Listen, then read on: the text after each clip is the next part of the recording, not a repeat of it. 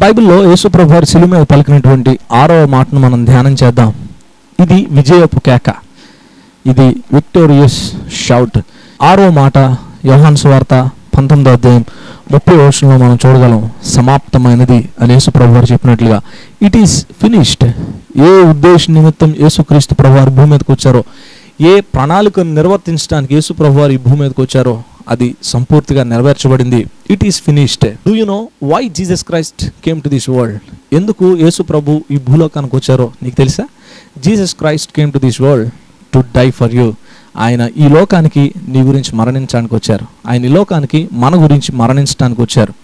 ఇది కొంచెం వినడానికి ఇబ్బందిగా, కొంచెం కష్టంగా అనిపించవచ్చు, కానీ ఇది సత్యం. యేసు ప్రభు వారు మన గురించి మరణించకపోతే ఆ ప్రదేశంలో, ఆ స్థానంలో మనం మరణించి ఉండేవాళ్ళం. యేసు ప్రభు వారు మన గురించి మరణించారు కాబట్టి మనం ఈరోజు సజీవంగా ఉండగలిగాం. ఈ మాట విన్నప్పుడు ఎంతో ఆదరణ, ఎంతో ధైర్యం, ఎంతో శాంతి మన జీవితాల్లో ఎంతో నెమ్మది కలుగుతాయి. ఎందుకో తెలుసా? It is finished. ప్రపంచం గురించి క్రయధనంగా తన యొక్క ప్రాణాన్ని అర్పించడం అనేటువంటి ఆ ఉన్నతమైనటువంటి క్రియ జరిగిపోయింది.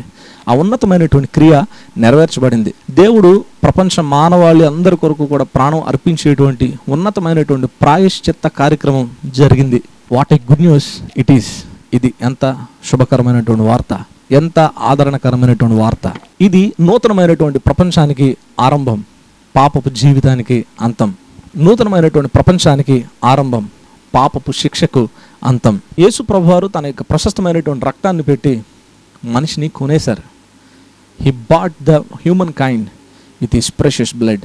ఆయన యొక్క ప్రశస్తమైనటువంటి రక్తాన్ని పెట్టి, వెలగా పెట్టి ప్రపంచంలో ఉన్న ప్రతి మానవాన్ని దేవుడు కొన్నాడు. దేవుని న్యాయము, అదేవిధంగా దేవుని యొక్క ప్రేమ కలుసుకున్నటువంటి స్థలం సిలువ. ఎందుకనంటే అదే సిలువ మీద దేవుని యొక్క ప్రేమ కనిపించింది, అదే సిలువ మీద దేవుని యొక్క న్యాయం కనిపించింది. దేవుడు యథార్థవంతుడు, దేవుడు న్యాయవంతుడు.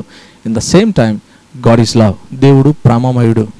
ఆయన ఈ లోకంలో తన ప్రియ కుమారుణ్ణి నీ కొరకు, నా కొరకు బలిగా అర్పించడానికి ఆయన ఇష్టపడ్డాడు, కానీ నిన్ను నన్ను మరణానికి అప్పగించడానికి దేవుడు ఇష్టపడలేదు.